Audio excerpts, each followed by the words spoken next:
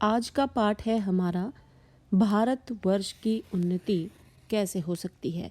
जैसा कि हम जानते हैं कि ये पाठ जो है भारतेंदु द्वारा रचित है और ये पाठ जो है एक भाषण है, व्याख्यान है, जिसे हिंदी में व्याख्यान तो कह रहे हैं, इंग्लिश में इसे लेक्चर बोलते हैं, लेकिन भाषण ही है ये। आप इसे इसी तौर पे समझें। और उसके बाद ये भाषण जो है कहाँ का है, ये बलिया के ददरी मेले का है।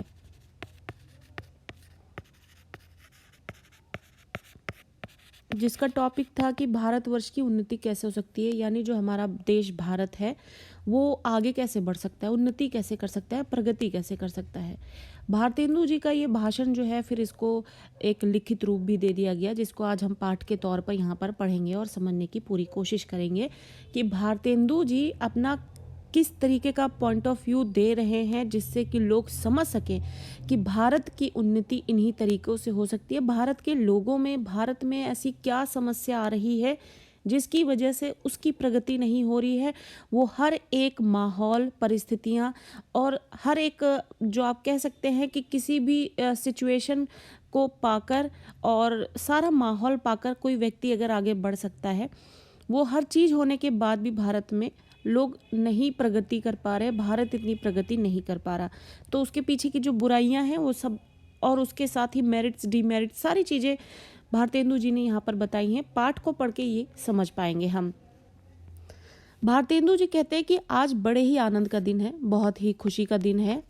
भाषण उनका जो है शुरू हो रहा है यहाँ पर।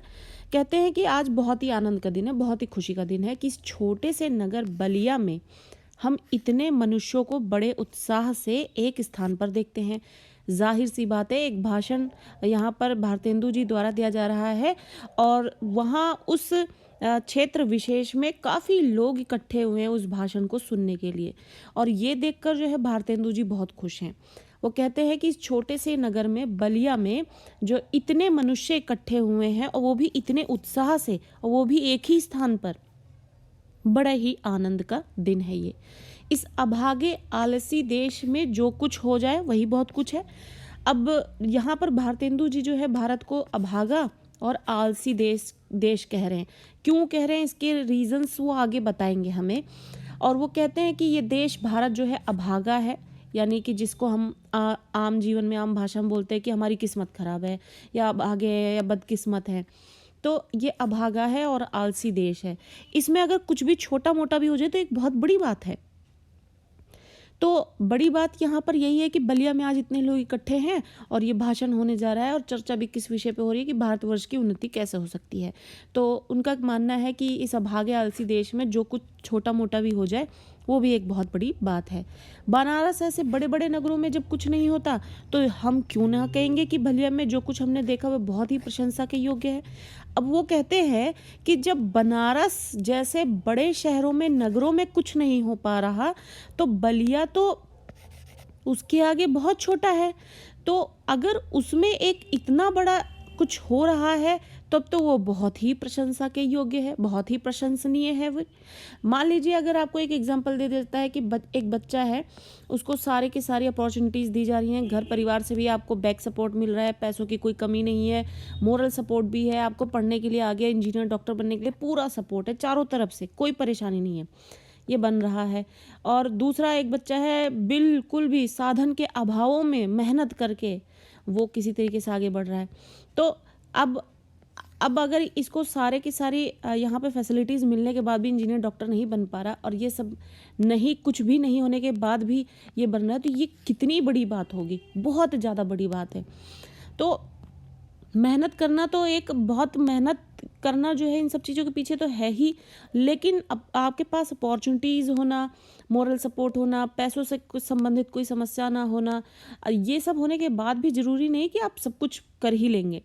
तो इस तरीके की चीज़ें जो हैं जब होती हैं, ऐसे ही यहाँ पर भारतेंदु जी बोल रहे हैं कि बनारस जैसे बड़े बड़े नगरों में अगर कुछ नहीं हो पा रहा और बलिया में अगर आज इतनी भीड़ इकट्ठा है, उत्साह के साथ है, तो अगर कुछ ऐसा छोटा मोटा भी कुछ हो जाता है भारत देश में, आलसी देश है जो कि अभागा है, तो वो भी बहुत प्रशंसा के योग्य है। इस उत्साह का जो मूल कारण है, असली कारण जो है, वो कहते हैं कि ये जो उत्साह है, एक्साइटमेंट जो है, इसका असली कारण जो हमने देखा खोजा है, जो प्रकट हो गया है कि इस देश के भाग्य से आजकल यहाँ सारा समाज ही ऐसा एकत्र है। तो ये देश का भाग्य है जिसकी वजह से यहाँ पर आज सारा समाज इकट्ठा है। जहाँ रॉबर्ट साहब बहादुर जैसे कलेक्टर हों, ये उस ज़माने की बात है जब रॉबर्ट साहब का राज हुआ करता था, तो रॉबर्ट साहब बहादुर जैसे कलेक्टर हों, वहाँ क्यों ना ऐसा समाज हो। जिस देश और काल में ईश्वर ने अकबर को उत्पन्न किया, उसी में अबुल फजल, बीरबल, टोडरमल को भी उत्पन्न किया। यहाँ रॉबर्ट साहब अकबर हैं, तो मुंशी चतुर्भुज सहाय, मुंशी बिहारीलाल साहब आदि अबुल फजल और टोडरमल हैं। अकबर ने भारत देश में क्या भूमिका निभाई है और किस तरीके का वो एक शहंशाह रहे हैं, उसी की संज्ञा यहाँ पर वो देते हुए कह रहे हैं कि यहाँ पर रॉबर्ट साहब का जो शासन काल है वो अकबर के जैसा ही बताते हैं। और बाकी कहते हैं कि मुंशी चतुर्भुज सहाय जो हैं और बिहारी लाल साहब जो हैं वो अबुल फजल है और टोडरमल है। तो टोडरमल और अबुल फजल में भी के बारे में भी हमने हिस्ट्री में पढ़ा है, किस तरीके से जो उन्होंने अपने समय में अपनी भूमिकाएं दिखाई हैं, उनको उससे जोड़ा जा रहा है। हमारे हिंदुस्तानी लोग तो रेल की गाड़ी हैं। अब भारतेंदु जी बोल रहे हैं कि जो हम हिंदुस्तानी लोग होते हैं वो क्या होते हैं, रेल की गाड़ी होते हैं। यद्यपि फर्स्ट क्लास, सेकंड क्लास आदि गाड़ी बहुत अच्छी अच्छी और बड़े बड़े महसूल, महंगा किराया, महसूल का मतलब होता है महंगा किराया, कि इस ट्रेन में लगी हैं, पर बिना इंजन से ये सब नहीं चल सकती। वैसे ही हिंदुस्तानी लोगों को कोई चलाने वाला हो तो क्या नहीं कर सकते। जब तक एक ट्रेन जो है वो इसमें आप देखेंगे कि नॉर्मल डब्बे भी हैं, first AC, second AC, third AC सब है, महंगे से महंगे डब्बे हैं जिसमें महंगे से महंगा किराया है। लेकिन ये कब चलेगी, जब इंजन होगा। ऐसे ही भारतीयों का हाल है, वो ये सब इंजन है और बड़े से बड़े किराया लेने वाले डब्बे भी हैं इसमें लगे हुए हैं, लेकिन जब तक इंजन नहीं होगा तब तक ये नहीं चल सकते हैं। यानी कि इनको कोई राह दिखाने वाला, इनका नेतृत्व करने वाला, इनको समझाने वाला हो, तो यहाँ पर फर्स्ट एसी, सेकंड एसी और थर्ड एसी जैसी सुविधा प्रोवाइड करने वाले या दिमाग चलाने वाले, इस तरीके का काम करने वाले, इस तरीके की जो फर्स्ट क्लास आप कह सकते हैं कि सुविधा देकर जो है आप जो है एक बेहतरीन सुविधा के साथ जो है यहाँ पर आपकी यात्रा बेहतरीन बना सकते हैं।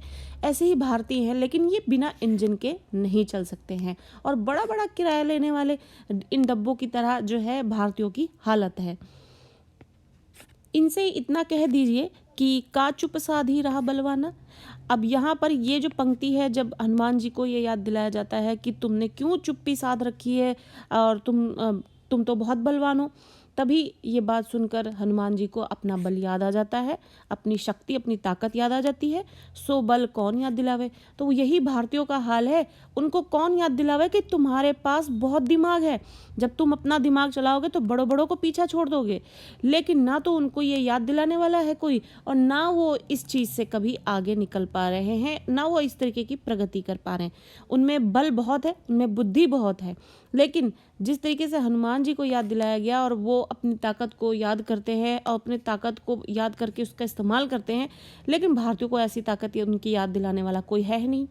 या हिंदुस्तानी जो राजे महाराजे हैं जो कि अपनी प्रजा को आगे बढ़ा सकते हैं, लेकिन वो हिंदुस्तानी राजे महाराजे या तो नवाब हैं, रईस हैं या हाकिम हैं, जो राजे महाराजाओं को अपनी पूजा से ही फुर्सत नहीं है, भोजन से छुट्टी नहीं है, झूठी गप से फुर्सत नहीं है। हाकिमों को तो कुछ सरकारी काम घेरे रहता है, कुछ बॉल, घुड़दौड़, थिएटर, अखबार में समय गया।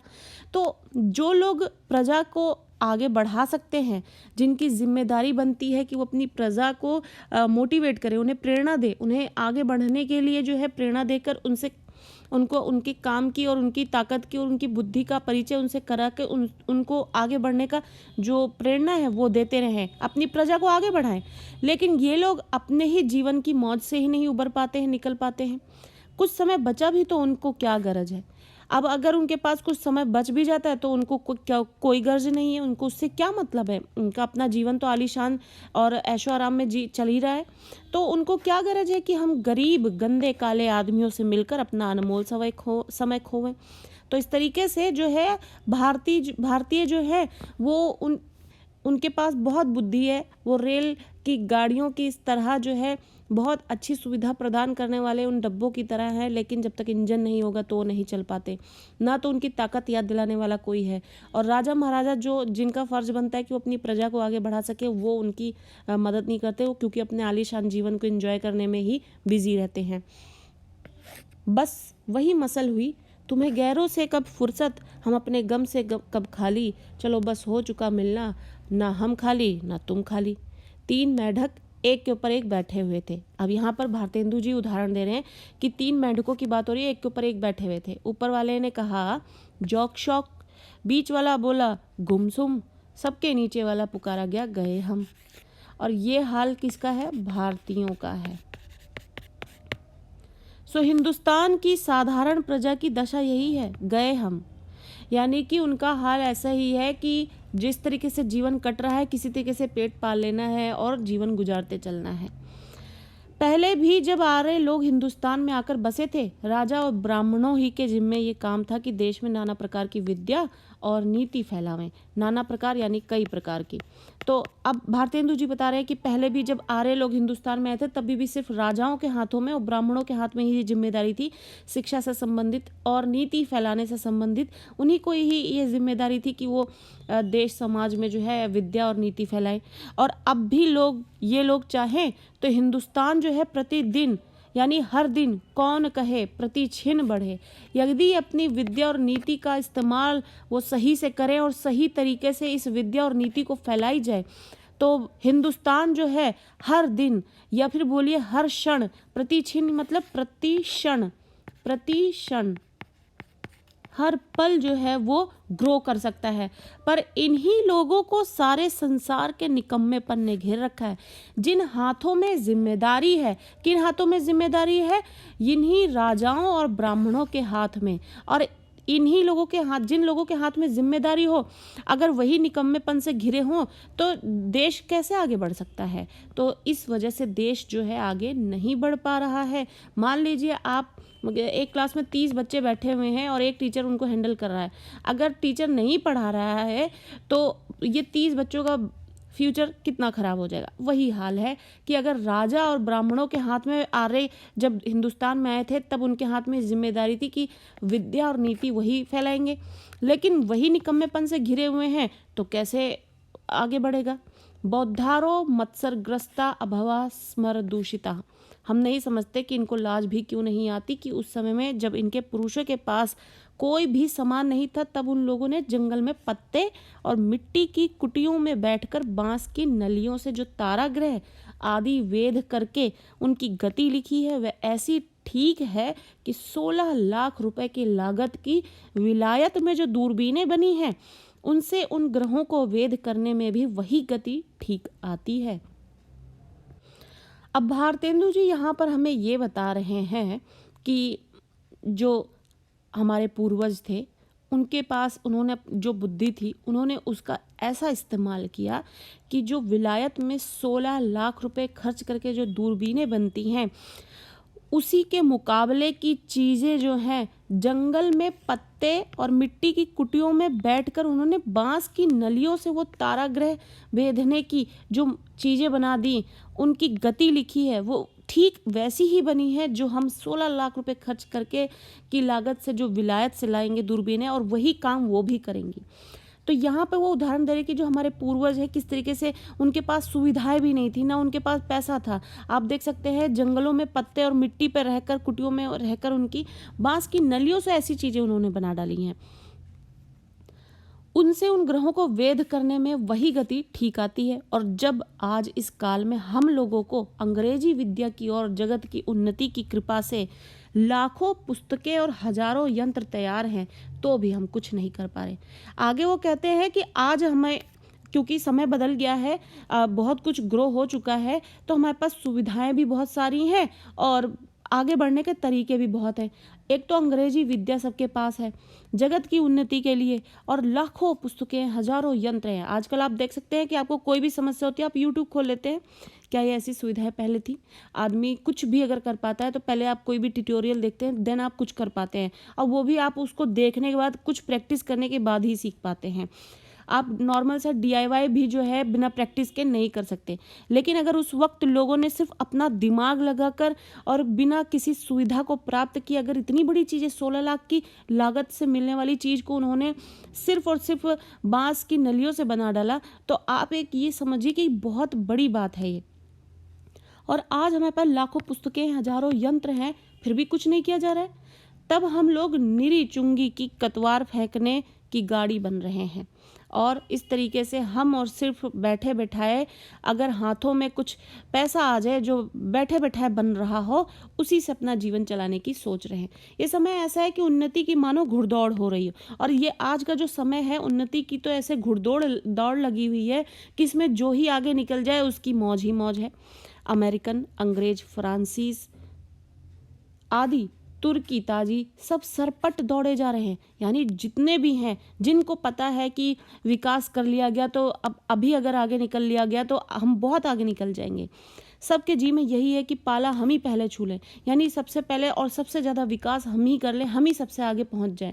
उस समय हिंदू काठियावाड़ी खाली खड़े खड़े टाप से मिट्टी खोदते हैं।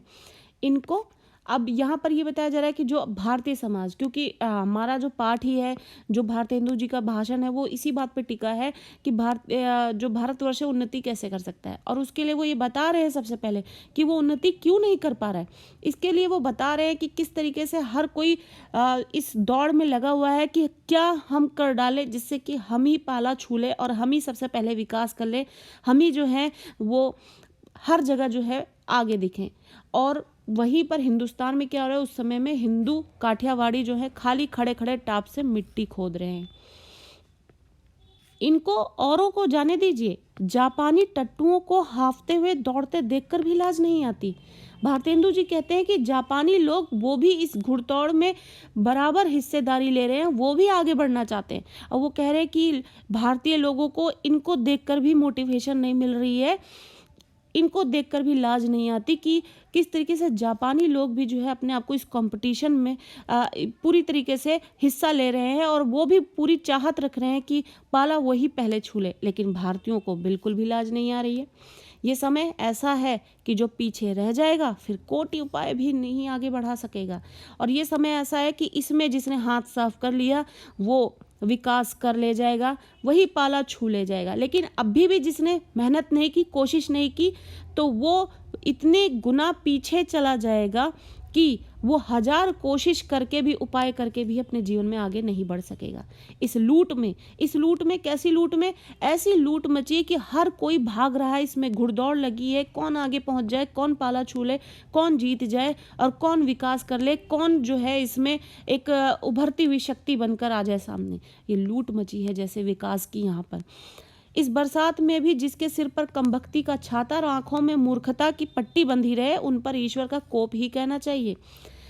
भारतेंदु जी कहते हैं कि इस समय में भी जो अंधी लूट मची हुई है, लोग भाग रहे हैं और पूरा कंपटीशन दे रहे हैं एक दूसरे को कि हम ही आगे बढ़ जाएं। लेकिन इस समय में भी, ऐसे समय में भी अगर कोई व्यक्ति उस कंपटीशन में अपने आप को शामिल नहीं कर रहा, इवन कोशिश भी नहीं कर रहा, और अगर उसके सिर पर कमबख्ती का छाता आ जाए और आंखों में मूर्खता की पट्टी बंधी रह जाए, तो उस पर ईश्वर का कोप ही कहना चाहिए। ईश्वर का कोप यानी ईश्वर का गुस्सा, या फिर आप कह सकते हैं आप बदकिस्मत हैं, आपके कर्म ऐसे हैं जिसकी वजह से आप ऐसा नहीं कर पा रहे हैं। तो ये सब भारत के लिए है कि भारत में जो है बहुत बुद्धि है, बहुत बल है, लेकिन उसका इस्तेमाल नहीं हो रहा, क्योंकि उसके पास रेलगाड़ी का इंजन नहीं है, जो इंजन उसको आगे बढ़ने का जो की प्रेरणा दे सके, हिम्मत दे सके। और इस तरीके से जो है भारत पीछे रह जाता है। आगे कहते हैं भारतेंदु जी की, मुझको मेरे मित्रों ने कहा था कि तुम इस विषय पर आज कुछ कहो कि हिंदुस्तान की कैसे उन्नति हो सकती है। भला इस विषय पर मैं और क्या कहूँ। भागवत में एक श्लोक है, निर्देह माध्यम सुलभम सुदुर्लभम प्लवम सुकल्पम गुरु कर्णधारम मयानुकूलेन नभः स्वतेरितुम पुमान भवविद्धिम न तरेत स आत्महा। यानी कि भगवान कहते हैं कि पहले तो मनुष्य का जन्म ही बहुत दुर्लभ है। इसका मतलब ये है कि भगवान कहते हैं कि पहले तो मनुष्य का जन्म ही बहुत दुर्लभ है, और अगर मिल भी गया तो उस पर गुरु की कृपा हो और फिर मेरी अनुकूलता, यानी कि गुरु की कृपा हो और उसके बाद मेरी अनुकूलता, यानी कि भगवान आपको सब कुछ हाथों में रखा हुआ दे दे, बस अब आपको आपके अपने कर्म करने हो। तो मान लीजिए आपके पास पूरा बिजनेस सेटअप रखा है लेकिन आप कुछ कर ही नहीं रहे, तो क्या आपका बिजनेस ग्रो कर सकता है? तो एग्जैक्ट एग्जाम्पल यही है कि एक तो मनुष्य का जीवन ही बहुत दुर्लभ है, और अगर वो मिल भी गया उस पर गुरु की कृपा मिलना और मेरी अनुकूलता मिलना बहुत बड़ी बात है। वही हाल भारत का है। सब कुछ होने के बाद भी भारत में कौन सी संस्कृति नहीं है, कौन प्राकृतिक रूप से और सांस्कृतिक रूप से और हर धर्म के रूप से, हर तरीके से वो इतना ज़्यादा रिच है, लेकिन यहाँ के लोग प्रगति नहीं कर रहे हैं अपने आलसीपने की वजह से। तो ऐसी अनुकूलता मिलने के बाद भी जो अगर कोई अपना दिमाग न चलाए या ग्रो करने की ना सोचे, तो उसके लिए फिर तो ये चीज़ें बहुत दुर्लभ है, बहुत ही कठिन है। इतना सामान पाकर भी जो मनुष्य संसार सागर के पार ना जाए, उसको आत्महत्या कहना चाहिए, यानी कि आत्महत्यारा कहना चाहिए। कहने का अर्थ है कि अगर आप चाह के भी, आपके आसपास सब कुछ भरा पूरा है, पूरा का पूरा आपके पास एक माहौल बना हुआ है कि आप अपने आप को जीवन में आगे बढ़ा सके, ग्रो कर सके, लेकिन आप नहीं कर रहे, तो आप क्या कर रहे हैं? आप सिर्फ और सिर्फ चीज़ों से नुकसान नहीं कर रहे, बल्कि आप अपने आत्म की हत्या कर रहे हैं, इसलिए आप आत्महत्यारे कहलाए जाएंगे। वही दशा इस समय हिंदुस्तान की है। अंग्रेजों के राज्य में सब प्रकार का सामान पाकर भी, अब जब अंग्रेजों ने यहाँ पर राज किया तो हर एक चीज़ वो कर रहे थे जिससे कि वो यहाँ से जो है अपना सब कुछ एक सेटअप तैयार करके आगे के टाइम में भी जो है वो अपने को ग्रो कर सके, और उस चीज़ के लिए हर एक तैयारी की उन्होंने। तो उनके राज में रहकर भी, सब प्रकार का सामान पाकर भी, अवसर पाकर भी हम लोग जो इस समय पर उन्नति ना करें, तो हमारा केवल अभाग्य ही है, यानी बदकिस्मती है कि आपकी किस्मत ही काम नहीं कर रही है, या फिर परमेश्वर का कोप है, या फिर ईश्वर की कृपा आप पर नहीं है, जिसकी वजह से आप ऐसा कुछ करने की सोच नहीं पा रहे या हिम्मत नहीं जुटा पा रहे। सास के अनुमोदन से, अब यहाँ पर भारतेंदु जी है जो उन्होंने एक और उदाहरण दिया है कि भारत की जो ये स्थिति है बिल्कुल एग्जैक्ट इसी उदाहरण से मैच कर रही है। कैसी स्थिति है भारत की? सास के अनुमोदन से, यानी सास की आज्ञा पाकर एकांत रात में सूने रंग महल में जाकर भी बहुत दिन से जिस प्राण से प्यारे परदेसी पति से मिलकर छाती ठंडी करने की इच्छा थी, उसका लाज से मुंह भी ना देखे और बोले भी ना, तो उसका अभाग्य ही है, यानी बदकिस्मती ही है। इसका उदाहरण भारतेंदु जी इस प्रकार से देते हैं। एक ऐसी स्त्री जो अपने पति से विरह में थी, उसका पति परदेसी है, उसके आने पर सास से आज्ञा लेकर भी अगर सूने रंग महल में जाकर भी अपने पति से वार्तालाप नहीं कर सकती, जिसको अगले ही दिन वापस जाना है, और वो भी किस वजह से? लाज से सिर्फ मुंह ना खोले अपना, या फिर बात ना करे और बोले भी ना, तो ये सिर्फ और सिर्फ उसकी बदकिस्मती है, या फिर आप कह सकते हैं कि बुद्धि का कोई असर है। क्या है कि सब माहौल आपके पास पूरा सेट है, उसके बाद भी जो है आप अपने मन की ना करें। तो ऐसा ही हाल किसका है? हिंदुस्तान का है। उसके पास सब कुछ है, लेकिन सिर्फ और सिर्फ आपकी बुद्धि, आपकी हिम्मत और आपकी लगन की ज़रूरत है, जिससे कि भारत अपनी प्रगति निरंतर कर सकता है, प्रति क्षण कर सकता है, प्रतिदिन कर सकता है। वह तो कल फिर परदेश चला जाएगा। वैसे ही अंग्रेजों के राज्य में भी जो हम कुएं के मेढक, काठ के उल्लू, पिंजड़े के गंगाराम ही रहें, तो हमारी कमबख्ती फिर कमबख्ती ही है।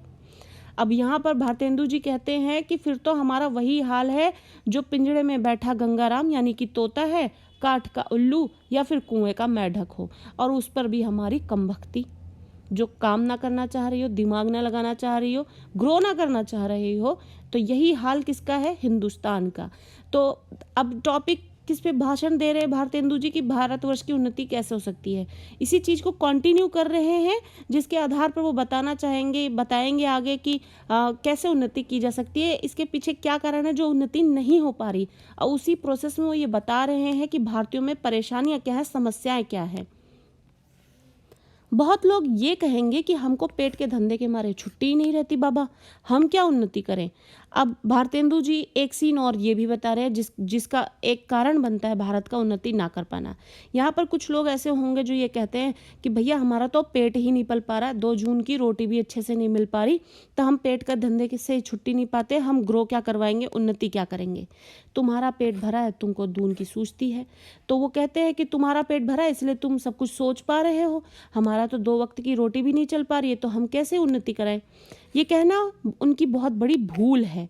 अब भारतेंदु जी इस बात को काटते हैं अपने तर्क से। कैसे? वो कहते हैं ये कहना जो है उनकी बहुत बड़ी भूल है, यानी गलती है। क्यों? कैसे? इंग्लैंड का पेट भी कभी यूं ही खाली था। इंग्लैंड भी कभी ऐसी ही स्थिति में था कि उसकी भी कुछ जनता ऐसी थी जो 2 वक्त की रोटी के लिए जो है संघर्ष करती रहती थी। पर उसने एक हाथ से अपना पेट भरा, दूसरे हाथ से उन्नति की, राह के कांटों को साफ किया। और फिर क्या इंग्लैंड में किसान, खेत वाले, गाड़ीवान, मजदूर, कोचवान आदि नहीं होते हैं? किसी देश में भी सभी पेट भरे हुए नहीं होते। और कभी कोई भी ऐसा देश नहीं है जहाँ पर किसान नहीं होते, खेत वाले नहीं होते, गाड़ीवान नहीं होते, मजदूर नहीं होते, कोचवान नहीं होते। लेकिन वहाँ पर लोगों ने अपनी उन्नति की राह में, यानी अपने आगे बढ़ने की चाहत में जब रास्तों में कांटे आए तो उन्होंने उसको साफ किया, यानी संघर्ष किया उन्होंने। इसका मतलब राह में कांटे आने का मतलब उन्होंने संघर्ष किया। वहाँ पर भी हमारी तरह किसान हैं, खेत वाले हैं, गाड़ीवान हैं, मजदूर हैं, कोचवान हैं, उनको भी अपने 2 वक्त की रोटी की चिंता होती है, लेकिन उन्होंने ग्रो किया है। कैसे? किसी भी देश में सभी पेट भरे हुए लोग नहीं होते। कोई भी ऐसा देश नहीं है जहाँ पर सब के सब जो है उनकी 2 वक्त की रोटी का प्रॉपर इंतजाम होता है। किंतु वे लोग जहाँ खेत जोतते बोते हैं वहीं उसके साथ ये भी सोचते हैं कि ऐसी कौन सी नई कल, यानी कि मशीन, कल का मतलब मशीन, या मसाला बनावे जिसमें इस खेती में आगे से दूना अन्न उपजे, यानी दुगना अन्न उपज सके। यानी अगर कोई किसान जो है किसी खेत में काम कर रहा है तो साथ में ये भी सोचता रहता है कि ऐसी कौन सी ट्रिक लगाऊं, मेहनत करूं मैं, या तरीका अपनाऊं जिससे कि इसी खेत से मैं डबल अन्न उपजाऊं और अच्छी कमाई कर सकूं।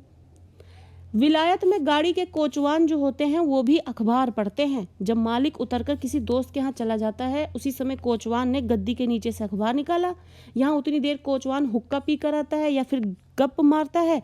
सो गप भी निकम्मी, गप तो निकम्मी, यूजलेस, निकम्मी मतलब यूजलेस।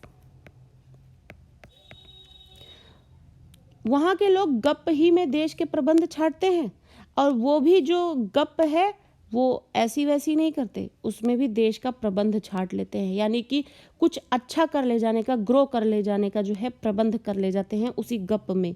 सिद्धांत यह है कि वहाँ के लोगों का ये सिद्धांत है कि एक क्षण मतलब क्षण भी जो है व्यर्थ ना जाए, इसलिए वो लोग जो है ग्रो करते हैं, क्योंकि वहाँ पर लोगों का एक मोटिव है कि एक भी क्षण जो है यूजलेस ना हो जाए। कुछ भी आप कर रहे हो तो वो आप उसमें अपना मतलब निकाल सको जिससे कि आप आगे बढ़ सको, ग्रो कर सको। और यही कारण है जो बाहर की जो देश हैं, विदेश हैं, वो ग्रो कर पाते हैं। अब यहाँ पर गाड़ी का जो कोचवान है वो भी किस तरीके से अखबार पढ़ने का मौका निकाल लेता है। किसान जो है खेती करते हुए ये सोचता है कि मैं और कौन से तरीके अपनाऊं या मेहनत करूं या तरीके आजमाऊं जिससे कि मेरी इसी खेत से ही दुगना अन्न उपजे। उसके बदले यहाँ के लोगों में जितना निकम्मापन हो उतना ही वह बड़ा अमीर समझा जाता है। और उसी के कंपैरिजन में अगर आप हिंदुस्तान में देखिए तो देखने को मिलेगा कि जितना ही निकम्मा आदमी होगा वो उतना ही बड़ा अमीर समझा जाता है। आप देखेंगे बड़े बड़े जमींदार हाथों में बैठे तंबाकू ठोकते हुए मजदूरों को काम पे लगा रखा है, उनकी ज़मीनें भी हड़प रहे हैं और उनसे सूद भी वसूल कर रहे हैं। जो जितना निकम्मा वो उतना बड़ा अमीर।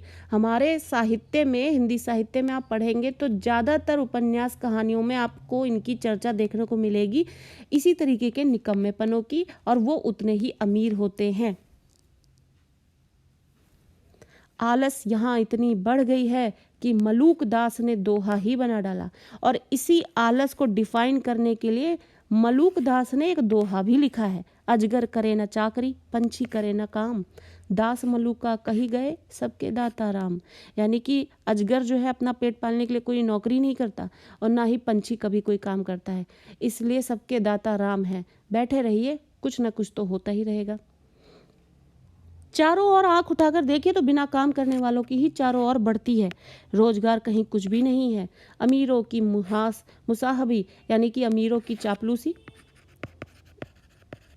दलाली, या अमीरों के नौजवान लड़कों को खराब करना या किसी की जमा मार लेना। जमा यानी कि किसी की मेहनत की कमाई, जो आप कह सकते हैं सेविंग्स जो हैं, इनके सिवा बतलाइए और कौन सा रोजगार है। यानी भारत में आपको कौन कौन से रोजगार देखने को मिलेंगे? अमीरों की मुसाहबी यानी चापलूसी, दलाली, या अमीरों के नौजवान लड़कों को खराब करना या किसी की जमा मार लेना। इसके अलावा और कौन सा रोजगार है बतलाइए जिससे कुछ रुपया मिल सके। चारों ओर दरिद्रता की आग लगी हुई है। किसी ने बहुत ही ठीक कहा है कि दरिद्र कुटुंबी यानी गरीब आदमी, गरीब घर का आदमी इस तरह अपनी इज्जत को बचाता फिरता है जैसे लाजवंती कुल की बहू फटे कपड़ों में अपने अंग को छुपाए जाती है। वही दशा हिंदुस्तान की है। हिंदुस्तान की कैसी दशा है? वैसी जैसे कि एक लाजवंती कुल की बहू, एक जो शर्म लिहाज का पर्दा रखने वाली या उसको तवज्जो देने वाली बहू जो है, फटे कपड़ों में भी अपने अंग को, तन को छिपाने की पूरी कोशिश करती है। वैसे ही यहाँ पर गरीब आदमी जो है अपनी इज्जत को बचा कर रखने की पूरी कोशिश यहाँ पर करता हुआ दिखता है। मर्दमशुमारी की रिपोर्ट देखने से, मर्दमशुमारी का मतलब होता है जनगणना, वहाँ की रिपोर्ट देखने से स्पष्ट होता है कि मनुष्य जो है दिन पर दिन यहाँ पर बढ़ते ही जा रहे हैं और रुपया दिन पर दिन कमती होता जा रहा है। यानी यहाँ पर जो जनसंख्या है, कहाँ पर? भारत में, वो बढ़ती जा रही है और रोजगार कम हो रहे हैं, पैसे कम होते जा रहे हैं। तो अब बिना ऐसे उपाय किए काम नहीं चलेगा कि रुपया भी बढ़े और वह रुपया बिना बुद्धि बढ़े ना बढ़ेगा। तो ऐसे काम अब चलने वाला नहीं है कि यहाँ पे बैठे बैठे रुपया आता रहे और कुछ करना भी ना पड़े, और बिना बुद्धि लगाए अब ये पैसा नहीं बढ़ पाएगा। भाइयों, राजा महाराजों का मुंह मत देखो, मत ये आशा रखो कि पंडित जी कथा में कोई ऐसा उपाय बतला देंगे कि देश का रुपया और बुद्धि बढ़ जाए। तो यहाँ पर एक अंधविश्वास भी भारतेंदु जी ने बताया। लोगों को ऐसा है कि पाठ पूजा करने से जो है भगवान खुश हो जाएंगे और उनके ऊपर पैसों की बरसात कर देंगे। बुद्धि ना लगानी पड़े, मेहनत ना करना पड़े, आलसीपन से छुटकारा नहीं चाहिए। और उसके फिर अलावा जो है फिर कोई भी तरीका बता दीजिए, जिस तरीके से कि पंडित जी कथा में कोई तरीका बतला दें कि देश का रुपया बढ़ जाए और बुद्धि बढ़ जाए। तुम आप ही कमर कसो, अब तुमको ही मेहनत करनी पड़ेगी, भारतेंदु जी ऐसा बताते हैं। भारतेंदु जी जो है यहाँ पर इस पैराग्राफ में बताते हुए हमें नजर आ रहे हैं कि जनगणना के अनुसार देखने को मिलता है कि भारत की जनसंख्या दिन पर दिन बढ़ती जा रही है, पैसा जो है बिल्कुल नहीं बढ़ रहा, और अब ऐसे बैठा बैठा पैसा बढ़ने वाला नहीं है। इसके लिए बुद्धि लड़ानी पड़ेगी और काम भी करना पड़ेगा। अब इसका आप नहीं ये तरीका देख सकते कि राजा महाराजाओं से काम चल जाएगा या फिर पंडित कोई तरीका बता दे जाएंगे कि आप ऐसे पाठ पूजा कर लीजिए और पैसा बरसने लग जाए। अब हमको ही कमर कसनी पड़ेगी, आलस छोड़ना पड़ेगा। कब तक अपने को जंगली हूस, मूर्ख, बोधे, डरपोक ने पुकरवाओगे? यानी कि जिस तरीके से हिंदुस्तानी लोगों को मूर्ख, बोधा और डरपोक बताया जाता है, कब तक ये सुनना पसंद करोगे?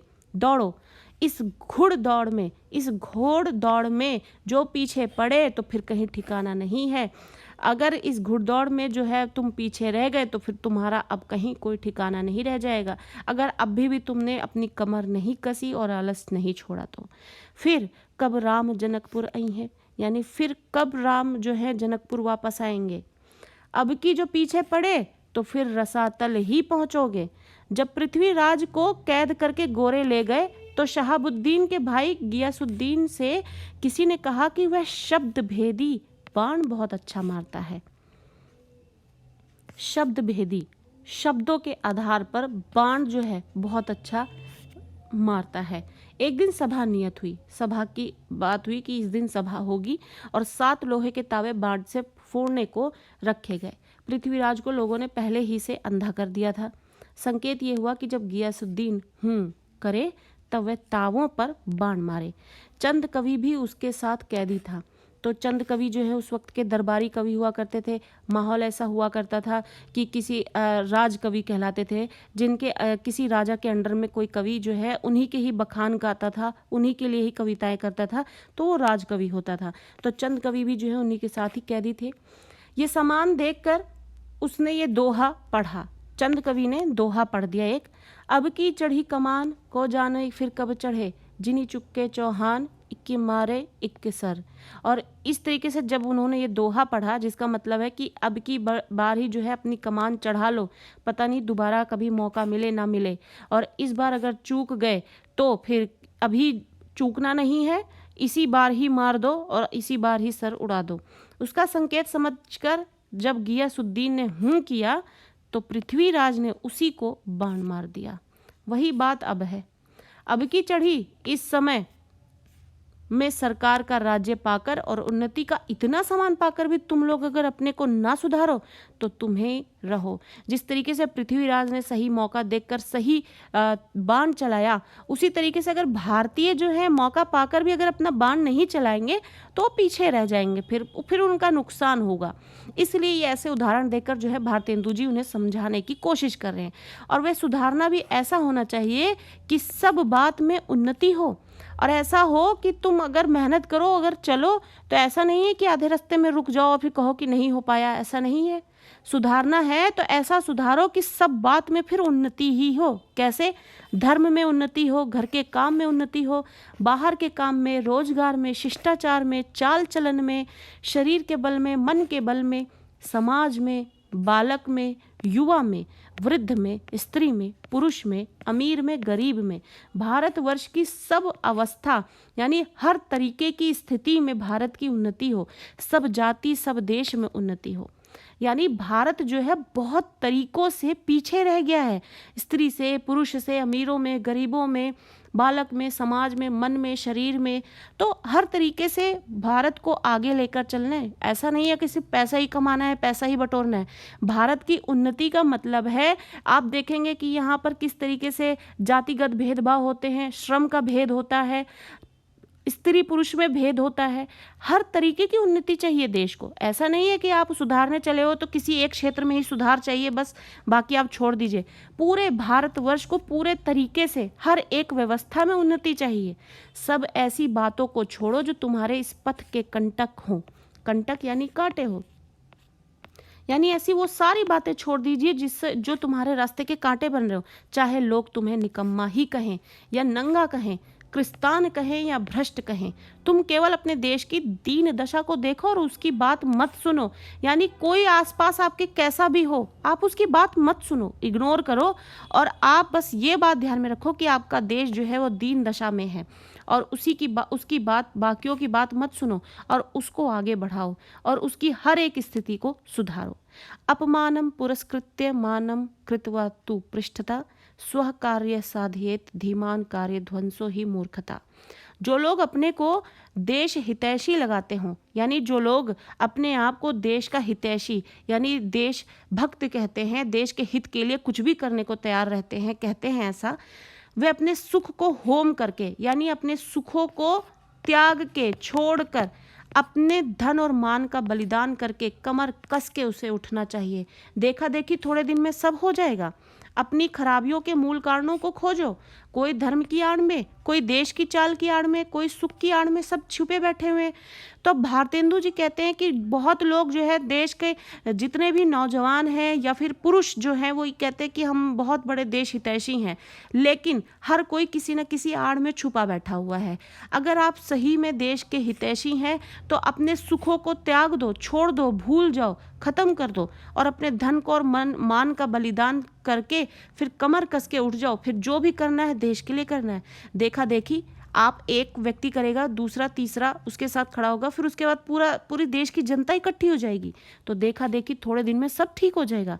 अपनी खराबियों के मूल कारणों को खोजना है हमें क्या खराबियां, हमें क्या परेशानियां जिसकी वजह से हम आगे नहीं बढ़ पा रहे हैं, हमें उन्हें खोजना है, उन्हें सुधारना है। कोई धर्म की आड़ में छुपा बैठा है तो कोई देश की चाल की आड़ में बैठा है छुपा कि देश जो है ऐसा कर रहा है वैसा कर रहा है इसलिए हम नहीं शामिल हो रहे। कोई सुखों की आड़ में छुपा बैठा है। उन चोरों को वहां से पकड़ कर लाओ, उनको बांध कर कैद करो। हम इससे बढ़कर क्या कहें कि जैसे तुम्हारे घर में कोई पुरुष व्यभिचार करने आवे तो जिस क्रोध से उसको पकड़ के मारोगे और जहां तक तुम्हारे में शक्ति होगी उसका सत्यानाश करोगे। अब यहाँ पर भारतेंदु जी एक बड़ी बात समझाने की कोशिश कर रहे हैं। कह रहे हैं कि हर कोई कहता है देश का हितैषी हूँ मैं, लेकिन जब देश के हित में कुछ करना होता है तो लोग पीछे हो जाते हैं अपने सुखों को याद करते हुए। उनसे बचने के लिए अपने आप को बचाने के लिए उन सुखों की आड़ में छुपा लेते हैं, देश की चाल की आड़ में छुपा लेते हैं, या कोई धर्म की आड़ में छुपा लेता है। लेकिन उन सब चीज़ों को भुलाओ, आगे बढ़ो, कुछ दिनों बाद सब कुछ ठीक हो जाएगा, देखा देखी में सब कुछ ठीक हो जाएगा। और आपको इसके पीछे मेहनत इसी तरीके से करनी है, उन चोरों को पकड़ कर लाओ, यानी जो छुप रहे हैं और ये भी कह रहे हैं हम देश के हितैषी हैं, और उनको बांध कर कैद करो, और एक बार पकड़ में आ जाए तो उन्हें बांध लो, ताकि वो देश के हित में साथ में मददगार बन सकें। हम इससे बढ़कर और कर भी कह सकते हैं। आपको मेहनत इसी तरीके से करनी है कि समझ लीजिए, जिस तरीके से कोई ऐसा पुरुष आपके घर में आ जाता है जो स्त्रियों के साथ दुर्व्यवहार करेगा, और आप जब ये समझते हैं कि हमारे घर की स्त्री के साथ किसी दूसरे पुरुष ने गलत व्यवहार किया है, तो आप उस वक्त जिस क्रोध में होते हो अपनी पूरी ताकत का इस्तेमाल करके उसे जिस तरीके से पकड़ कर मारना चाहते हो, या अपनी पूरी शक्ति लगा देना चाहते हो उसका सत्यानाश करने के लिए, उसी शक्ति का प्रयोग करके आपको देश के हित में खड़े होना है। उसी तरह इस समय जो जो बातें तुम्हारे उन्नति पथ में, यानी आपको ग्रो करने के रास्ते में जो भी कांटे हों, उनकी जड़ खोद कर फेंक दो। यानी आपके राह में, अगर मान लीजिए आप जैसे कि आप इंजीनियर बनना चाह रहे हैं, डॉक्टर बनना चाह रहे हैं, आपके राह में पैसों की समस्या आ रही है, तो ये आपके राह का कांटा बन जाएगा। तो आप इससे निजात पाने के लिए कुछ छोटा मोटा आप कुछ भी जॉब पा रहे हैं तो आप उसे करेंगे, जिससे कि इस समस्या का निवारण हो सके। बाकी आप अपनी बुद्धि के आधार पर कॉन्फिडेंट है कि आप कुछ ना कुछ कर ले जाएंगे। तो आपने उस रास्ते के कांटे को साफ किया, क्योंकि आपने किस तरीके से किया, आपने एक छोटी जॉब ली, आप उससे जो भी अर्न कर रहे हैं आप उससे सब कुछ जो है मैनेज कर रहे हैं आप। तो इसी तरीके से जब भी आपके पास उन्नति के पथ में कोई कांटा बनकर आए, आप उसकी जड़ खोद कर फेंक दो, कुछ मत डरो। जब तक 100-200 मनुष्य बदनाम नहीं होंगे, जात से बाहर नहीं निकाले जाएंगे, दरिद्र नहीं हो जाएंगे, कैद नहीं होंगे, वरंच जान से ना मारे जाएंगे, तब तक कोई देश भी ना सुधरेगा। कहने का अर्थ है कि आप जितने भी बड़े और महान पुरुष हैं, आपने देखा होगा कि उनकी उन्नति की राहों में बहुत सारे कांटे आए हैं, बहुत बार बदनाम हुए हैं, जात से निकाले गए हैं, बिरादरी से निकाल दिया गया, अलग कर दिया गया है, दरिद्र हो गए, गरीब हो गए, पैसा नहीं है, कैद हो गए हैं, जान से मारे जाने का भी खतरा बना।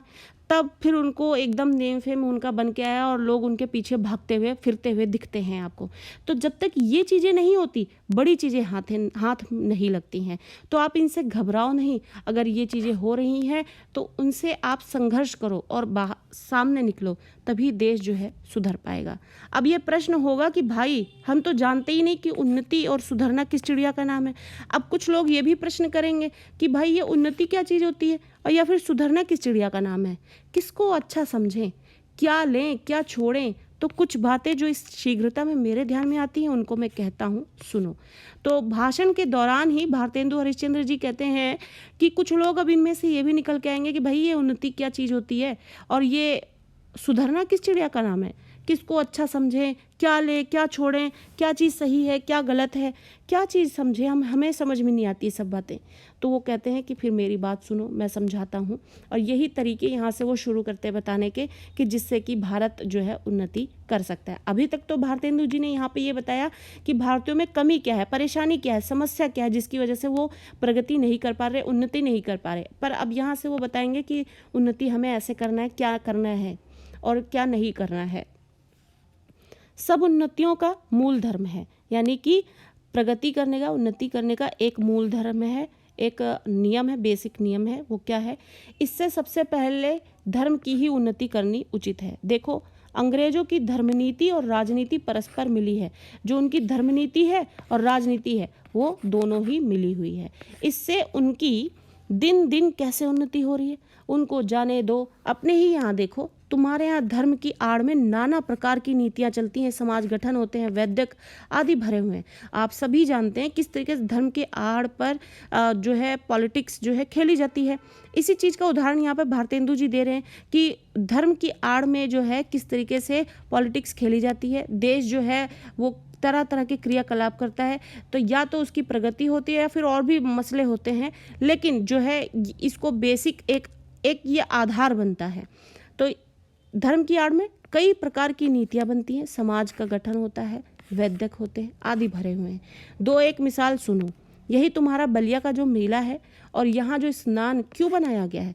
अब यहाँ पर भारतेंदु जी कहते हैं उदाहरण से समझाने की कि ये बलिया में जो भाषण हो रहा है या जो ये मेला लग रहा है, ये स्नान हो रहा है। यहाँ पर आप देखेंगे पूर्णिमा को लोग जो है स्नान करने जा रहे हैं, या फिर किसी भी अच्छे दिन पे त्योहारों पे जो है लोग स्नान करने जाते हैं। तो ये सब चीज़ें क्यों होती हैं, जिसमें जो लोग कभी आपस में नहीं मिलते, 10-10 5-5 कोस से वे लोग साल में एक बार एक जगह एकत्र होते हैं, आपस में मिलते हैं, एक दूसरे का दुख सुख जानते हैं। गृहस्थी के काम की वह चीज़ें जो गांव में नहीं मिलती यहाँ से ले जाते हैं। एकादशी का व्रत क्यों रखा जाता है, जिससे महीने में 2-1 उपवास यानी कि व्रत से शरीर शुद्ध हो जाए। गंगा जी नहाने क्यों जाते हो, जो पहले पानी सिर पर चढ़ाकर तब पैर डालने का विधान क्यों है, जिसमें तलुए से गर्मी सिर में चढ़कर विकार ना उत्पन्न करे। अब यहाँ पर ये भी बता रहे हैं कि भारतेंदु जी की इन सब के पीछे एक साइंटिफिक रीजंस भी होते हैं। दिवाली इसी के लिए है कि इसी बहाने साल भर में एक बेर मतलब बार तो सफाई हो ही जाए। होली इसके लिए है कि बसंत की जो बिगड़ी हुई हवा है स्थान स्थान पर अग्नि बलने से स्वच्छ हो जाए। यही त्योहार मतलब त्योहार ही तो तुम्हारी मानो म्यूनिसिपैलिटी है। ऐसे ही सब पर्व, सब तीर्थ व्रत आदि में कोई हिकमत है। उन लोगों में ने धर्मनीति और समाज नीति को दूध पानी की भांति मिला दिया है। वो लोग जो ग्रो कर चुके हैं, जो विदेश नीति है, किस तरीके से आप विदेशों की जो नीति है, उन लोगों ने क्या किया है, अपनी धर्म की नीति को और समाज की नीति को दूध और पानी की तरह मिला दिया है। आप जिस तरीके से दूध में पानी ऐड करेंगे तो क्या आप पानी को अलग करके दिखा सकते हैं, या फिर पानी में दूध को अलग करके दिखा सकते हैं, दोनों मिल जाते हैं एकदम। ऐसे ही धर्मनीति और समाज नीति को जब मिलाया जाता है, दोनों एक में मिल जाते हैं और किसी को अलग नहीं दिखाया जा सकता, और इसी से आप ग्रो करते हैं। और इन सब के पीछे का रीज़न यहाँ पर किस तरीके से भारतेंदु जी ने समझाया है, किस तरीके से व्रत, पूजा, स्नान, ये सब चीज़ें जो हैं एक इसके पीछे रीज़न है, ये एक चीज़ों से जुड़ा हुआ है। धर्म नीति, समाज नीति, राजनीति, ये सब आपस में जुड़े हुए होते हैं। आप भी अपने आसपास नोटिस कर सकते हैं कि आप किस तरीके से देखेंगे कि धर्म की आड़ में कौन सी नीति जो है यहाँ पर जोड़ी जा रही है और लोग उससे इन्फ्लुएंस हो रहे हैं, और वो कहते हैं, आप कई बार सुनेंगे हमारे धर्म के लिए ये किया गया, अब देखिए हम इसी को वोट देंगे। तो ये क्या है, धर्म नीति, समाज नीति, राजनीति को आपस में जोड़ा जा रहा है, जो दूध पानी की तरह मिल जाता है। खराबी जो बीच में है भाई है वो ये कि लोगों ने ये धर्म क्यों मानने लिखे थे, इसका लोगों ने मतलब ही नहीं समझा और इन बातों को वास्तविक धर्म मान लिया। और ये चीज़ें सिर्फ इसलिए चलाई गई कि ये एक समाज धर्म है, लोगों को ये करना होता है, और लोगों ने इसको अपनी रूढ़िवादिता में इसको कन्वर्ट कर लिया, वास्तविक धर्म मान लिया कि यही सारा धर्म है। बस भाइयों, वास्तविक धर्म तो केवल परमेश्वर के चरण कमल का भजन है। यानी आप अपने मन में कितने शुद्ध रूप में ईश्वर को, परमेश्वर को अपने मानते हैं, उनके चरण कमलों का भजन करते हैं, उनमें डूबे रहते हैं। वास्तविक धर्म तो वही होता है। ये सब तो जो है वो एक समाज धर्म है, जो देश काल के अनुसार शोध, जिसके पीछे खोज की गई है, और उसको बदले भी जा सकते हैं। और आप देखेंगे कि जगह के अनुसार इन नियमों को बदल दिया जाता है, हर जगह ये एक से ही नियम नहीं है। दूसरी खराबी ये हुई कि उन्हीं महात्मा बुद्धिमान ऋषियों के वंश के लोगों ने अपने बाप दादों का मतलब ना समझकर बहुत से नए नए धर्म बनाकर शास्त्रों में धर दिए। बस सभी तिथि, व्रत और सभी स्थान तीर्थ हो गए तभी से। सो इन बातों को अब एक और बेर आंख खोलकर, इन्हीं बातों को ध्यान में रखकर एक बार आंखें खोलिए। यानी कि आंख खोलने का मतलब बातों को गहराई से समझना, बातों को गहराई से समझना। देखिए और समझ लीजिए कि फलानी, यानी कि थर्ड जो बात लेवल की बात है कि फलानी बात उन बुद्धिमान ऋषियों ने क्यों बनाई, यानी ये सब जो नियम हैं वो क्यों बनाए गए हैं, ये बात क्यों तैयार की गई है, उनमें देश और काल के जो अनुकूल और उपकारी हों उनको ग्रहण कीजिए, और जो आपके देश और स्थिति के अनुसार जो जरूरी है आप उनको अपनाइए। लेकिन जो किसी न किसी प्लान के तहत, आप कह सकते हैं किसी न किसी नियम के तहत चलते हुए बनाए गए हैं, उनको इतनी तवज्जो ना दें, और जिसकी जो वैल्यू है या फिर जो जिसकी ज़रूरत के अनुसार उसको तैयार किया गया है उसको उसी वैल्यू के अनुसार देखिए, उनको ग्रहण कीजिए। बहुत सी बातें जो हैं वो समाज के विरुद्ध होती हैं, किंतु धर्मशास्त्रों में जिनका विधान है उनको चलाइए। जो लेखक हैं भारतेंदु जी हैं, वो कहते हैं समाज की बहुत सारी बातें जो है गलत हैं, लेकिन वो धर्मशास्त्रों में उनका विधान है, यानी जो हमारे धर्म है उन शास्त्रों में इन चीज़ों को अलग तरीके से बताया गया जो सही तरीके से, उनको चलाइए। जैसे जहाज का सफ़र, विधवा विवाह आदि। लड़की को छोटेपन में ही ब्याह करके, लड़के को छोटेपन में ब्याह करके जब उनका बल, वीर्य, आयुष्य सब मत घटाइए। पहले होता था बाल विवाह और उसके बहुत से नुकसान हुआ करते थे। आप उनके माँ बाप हैं या उनके शत्रु हैं, वीर्य उनके शरीर में पुष्ट होने दीजिए, विद्या कुछ पढ़ लेने दीजिए, नून तेल लकड़ी की फिक्र करने की बुद्धि आ जाने दीजिए। यानी कि जो बाल विवाह है वो बहुत तरीक़ों से नुकसानदेह होता था। अब लेखक ये बताना चाह रहे हैं कि आप उनके माँ बाप हैं या उनके शत्रु हैं, बच्चे को बढ़ने के लिए उसका बल, वीर्य, आयुष्य होना बहुत ज़रूरी है, जिससे कि वो अच्छा ग्रो कर सकेगा मानसिक रूप से भी और शारीरिक रूप से भी। और शादी के लिए उसको हृष्ट पुष्ट होना चाहिए। दूसरा, उसको कुछ पढ़ा लिखा भी होना चाहिए। तीसरा, नून तेल लकड़ी की फिक्र का मतलब ये होता है गृहस्थी का खर्च। गृहस्थी का खर्च उठाने लायक बन जाना चाहिए। उसके पास इतनी बुद्धि तो आ जाए कि वो कुछ कमा सके जिससे कि उसकी गृहस्थी चल सके। ये सब सीख लेने दीजिए। विवाह तब की चीज़ है, तब उनका पैर जो है काठ में डालिए। पैर काठ में डालने का मतलब है जिम्मेदारियों में डालिए, जिम्मेदारियों में बांधिए। कुलीन प्रथा, बहुविवाह आदि को दूर कीजिए। और ये जो प्रथाएं हैं जो कि किस तरीके से नुकसानदेह हमारे देश के लिए, उनको दूर कीजिए। लड़कियों को भी पढ़ाइए, किंतु उस चाल से नहीं जैसे आजकल पढ़ाई जा रही है, जिससे उपकार के बदले बुराई ही हो रही है, यानी कि कुछ अच्छा होने के बजाय गलत ही हो जा रहा है। ऐसी चाल से उनको शिक्षा दीजिए कि वो अपना देश और कुल धर्म सीख सकें।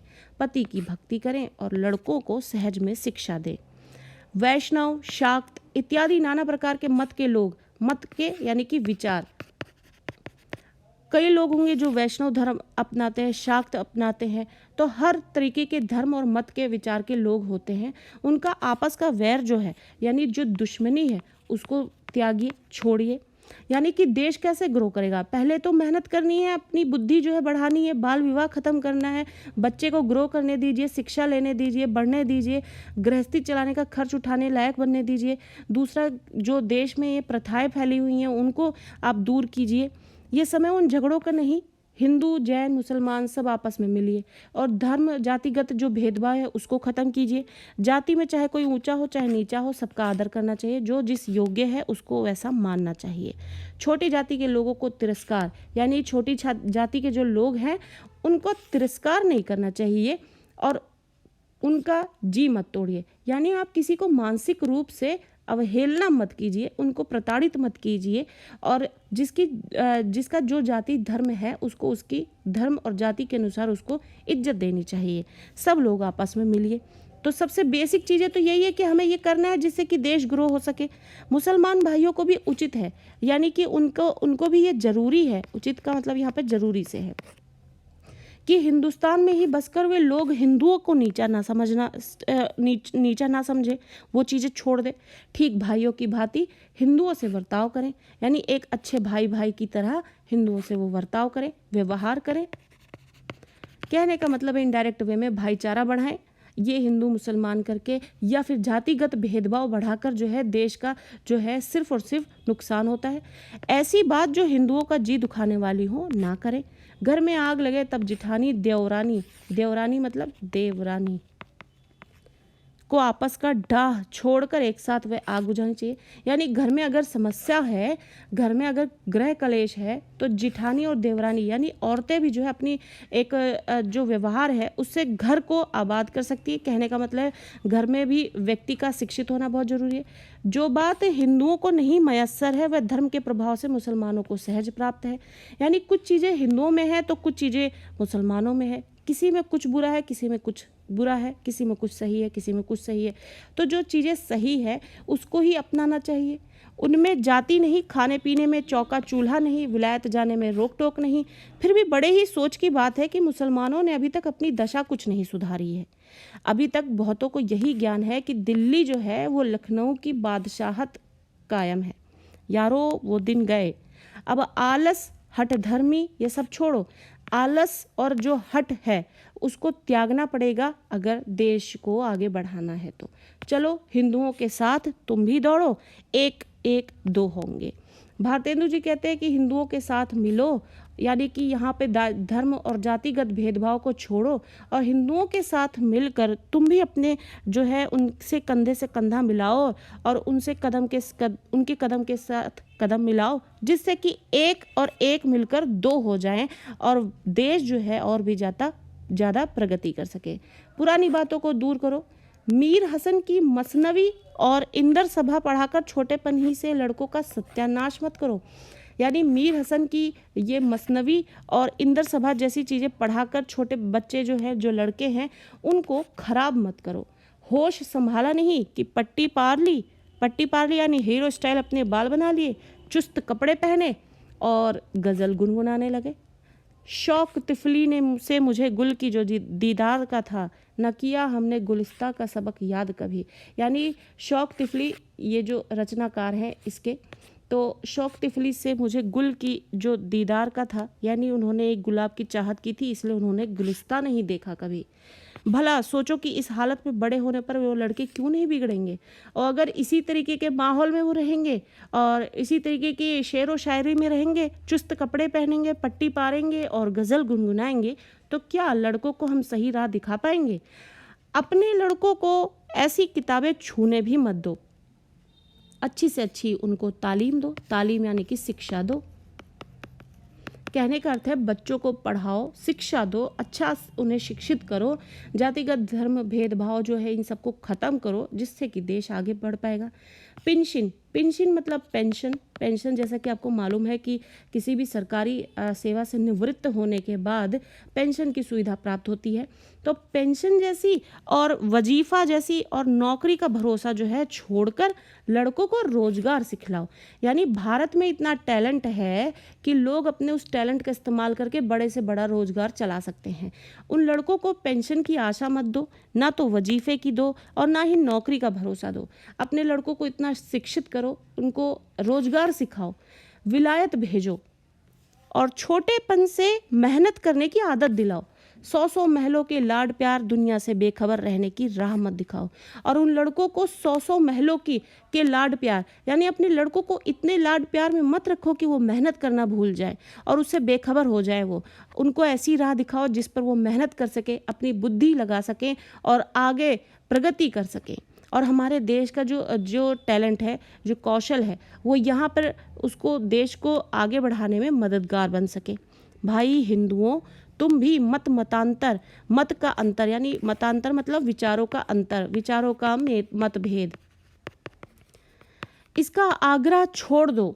आपस में प्रेम को बढ़ाओ, इस महामंत्र का जाप करो। हिंदुओं से भी वो निवेदन करते हैं कि तुम भी जो विचारों का मतभेद है इसको ख़त्म कर दो, प्रेम बढ़ाओ देश में और इस महामंत्र का ही जाप करो। यानी इसी राह पर चलो कि हमें प्रेम बढ़ाकर रखना है, बनाकर रखना है, देश में भाईचारा बना के रखना है। जो हिंदुस्तान में रहे, चाहे किसी भी रंग का हो, किसी भी जाति का क्यों ना हो, वह हिंदू ही समझो उसे। हिंदू की सहायता करो। बंगाली, मराठा, पंजाबी, मद्रासी, वैदिक, जैन, ब्रह्मो, मुसलमान, सब एक का हाथ एक पकड़ो। यानी सब कुछ भुलाकर, ये जातिगत भेदभाव को भुलाकर जो है हर कोई एक दूसरे का हाथ पकड़ो और सबके मददगार बनो और इस तरीके से देश आगे बढ़ पाएगा। कारीगरी जिसमें तुम्हारे यहाँ बढ़े, तुम्हारा रुपया तुम्हारे ही देश में रहे, वह करो। कारीगरी के गुण जो हैं वो भारत में बहुत देखे जाते हैं। 6 क्लास की ही आप देखेंगे कि जो सोशल की और हिस्ट्री की बुक्स हैं, आप देखेंगे कि यहाँ पर जो कौशल है, स्किल्स जो है बहुत बड़े लेवल पर है। अगर इसका इस्तेमाल देश में अंदर ही होता रहे, मतलब देश में ही होता रहे, तो देश का पैसा देश में ही रह जाए और वो दिन रात जो है प्रति क्षण जो है वो प्रगति कर सके और उन्नति कर सके। कारीगरी जिसमें तुम्हारे यहाँ बढ़े, यानी जो कारीगरी तुम्हारे देश, धर्म, जाति से संबंधित हो, तो उस चीज़ को तुम आगे बढ़ाओ और फिर तुम्हारा रुपया जिससे कि तुम्हारे ही देश में रह जाए, वह करो। देखो, जैसे 1000 धारा होकर गंगा जो है समुद्र में मिलती है, वैसे ही तुम्हारी लक्ष्मी जो है 1000 तरह से इंग्लैंड, फ्रांसीस, जर्मनी, अमेरिका को जाती है। कहने का अर्थ है, आपने देखा होगा गंगा जो है कई तरह से कई राह पकड़ के एक समुद्र में जाकर मिल जाती है। वैसे ही हमारा भारत की जो ज़रूरतें हैं वो ज़रूरतें बाहर से पूरी होंगी तो उसका सारा पैसा जो है यहाँ से निकल कर कई तरीके से यहाँ पे आकर मिल जाएगा। तो इसलिए इसको ना निकाल कर जो है अपने कारीगरी को, अपने कौशल को अपने तक सीमित रखो, जिससे कि उसका पैसा वहीं तक रह जाए। दिया सलाई माचिस की डिब्बी, ऐसी तुच्छ सी वस्तु भी जो है वहीं से आती है, बाहर से आती है। जरा अपने ही को देख लो। अब एक तो उदाहरण वो देते हैं कि दिया सलाई यानी माचिस की डिब्बिया जैसी भी तुच्छ चीज़, तुच्छ यानी छोटी सी चीज़ जो है जिसको यहाँ पर नहीं बनाया जा रहा है और उसका पैसा बाहर जा रहा है, तो उसकी जैसी छोटी सी चीज़ भी जो है बाहर से आ रही है और उसका पैसा बाहर जा रहा है देश के। जरा अपने को ही देखो। अब दूसरा उदाहरण देते हैं कि अब आप अपने आप को देखो। तुम जिस मार्किन की धोती पहनकर खड़े हो, धोती कुर्ता पहनावा था देश का, भारत देश का, तो उस धोती को देखो, वो अमेरिका की बिनी हुई है। जिस लकी लाट को तुम्हारा अंगा है वह इंग्लैंड का है। फ्रांसीज यानी कि आपके अंडरगारमेंट्स जो हैं उसको कहा जा रहा है। फ्रांसीज की बनी कंघी से तुम सिर झाड़ते हो। झाड़ना मतलब कंघी करना, बालों को संवारना। और जर्मनी की बनी हुई चर्बी की बत्ती तुम्हारे सामने बल रही है यानी कि जल रही है। यह तो वही मसल हुई, ये तो वही बात हुई कि एक बेफिक्रे मंगनी का कपड़ा पहनकर किसी महफिल में गए। पहनकर मतलब पहनकर, यानी ये तो वही उदाहरण पड़ गया कि एक व्यक्ति जिसको मांग कर खाने की आदत है तो उसको कमाने की क्या जरूरत पड़ेगी। कपड़े को पहचान कर एक ने कहा, उसी दौरान एक व्यक्ति ने कपड़े को पहचाना और बोला, अजी ये अंगा तो फलाने का है। दूसरा बोला, अजी टोपी भी फलाने की है। तो उन्होंने हंसकर जवाब दिया कि घर की तो मूछें ही मूछें हैं। फिर तीसरे ने बोला कि भाई हमारा तो सिर्फ हमारी मूछें ही रह गई हैं। हाय अफसोस, तुम ऐसे हो गए कि अपने निज यानी कि स्वयं, निज मतलब स्वयं के काम की वस्तु भी नहीं बना सकते। और इस तरीके से भारतेंदु जी अफसोस जताते हुए कहते हैं कि हाय तुम ऐसे अभागे हो कि इतनी कारीगरी, इतनी कुशलता, इतनी कौशलता इस देश में होने के बाद भी, और सारी चीज़ें यहीं इसी देश में उपलब्ध होने के बाद भी हम अपने काम की आने वाली चीज़ें भी जो है खुद से नहीं बना पाते और उसको बाहर से लाते हैं। भाइयों अब तो नींद से चौंको, अपने देश की सब प्रकार उन्नति करो। और इस तरीके से वो कहते हैं कि भाइयों, उनसे निवेदन करते हुए कहते हैं कि भाई अब तो नींद से उठो और चौंको, जागो और अपने देश की सब प्रकार से उन्नति करो। हर तरीके से तुम उन्नति कर सकते हो।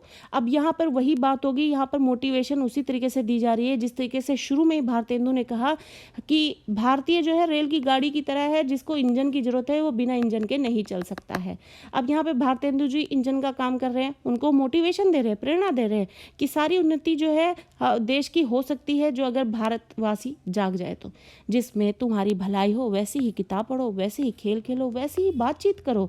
परदेशी वस्तु और परदेशी भाषा का भरोसा मत रखो। वो कहते हैं जो विदेशी भाषा है, विदेशी वस्तु है, उन सब को त्याग दो। अपने देश की चीज़ों को अपनाओ और अपने देश को आगे बढ़ाओ, उसकी उन्नति कराओ। अपने देश में अपनी भाषा में उन्नति करो और इस तरीके से अपने ही देश में रह के अपनी ही भाषा का इस्तेमाल करके और अपनी ही कौशल का और बुद्धि का इस्तेमाल करके आप देश की उन्नति कराओ। और इस तरीके से उन्होंने एक बड़ा भाषण और मोटिवेशनल भाषण दिया है बलिया के ददरी मेले में। और उन्होंने बताया कि भारतीयों में समस्या क्या है, उनमें कुशलता बहुत है, कौशलता बहुत है, लेकिन वो रेलगाड़ी के तरह है जहाँ पर जब तक लेकिन इंजन ना हो उसमें तो वो चल नहीं पाते हैं। और इस तरीके से वो मौके का फ़ायदा नहीं उठा रहे। दुनिया इस घुड़दौड़ में लगी हुई है कि कौन पहले पाला छूले, लेकिन भारतीय अभी तक सोए हुए हैं। उनको इस चीज़ की अभी फिक्र नहीं है कि ये क्या चल रहा है और उनको कितनी कोशिश करनी है। अगर आप पीछे रह गए तो वो पीछे ही रह जाएंगे। और इस तरीके से भारतवर्ष की उन्नति कैसे हो सकती है, भारतेंदु जी ने इसे बड़े अच्छे उदाहरणों के माध्यम से यहाँ पर समझाया है। पाठ में थोड़े शब्द थोड़े कठिन हैं और वाक्यों की बनावट कुछ अलग तरीके की है जिससे समझने में समस्या होगी, लेकिन डेफिनेटली आई बेट यू कि आपको ये यहाँ पर ये वीडियो पढ़कर जो है चैप्टर बहुत अच्छी तरीके से समझ में आने वाला है और बहुत ही यूज़फुल रहेगी आपके लिए ये वीडियो। और चैप्टर आपको समझ में आया है तो ज़रूर इसे लाइक करना, ज़्यादा से ज़्यादा शेयर करना इस वीडियो को, इस चैप्टर को, जिससे कि हर कोई इस चैप्टर को यहाँ पर समझ सके। और चैनल के साथ यूँ ही बने रहें जिससे कि आपको टाइमली